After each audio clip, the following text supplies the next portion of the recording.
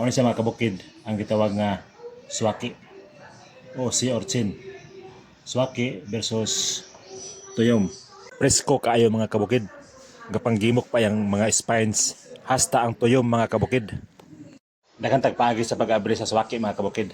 Kaning swaki mga kabukid, gitawag ni sea urchin Japon. Then kani pong kuan, kaning tuyom, sea urchin Japon siya. Ilaban na ito ang swaki mga kabukid.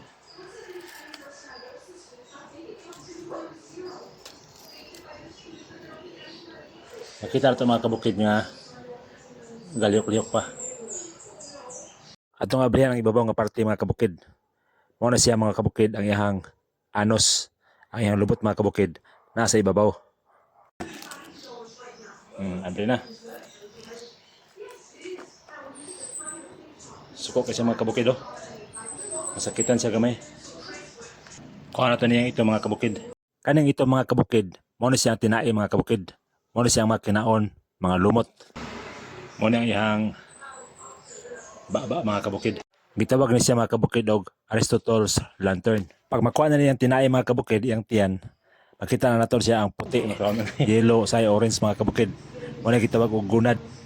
Gamay na kasi unod mga kabukid. Muna siya ang makaon mga kabukid. Perting lamia kay mga kabukid. Itong butang suka.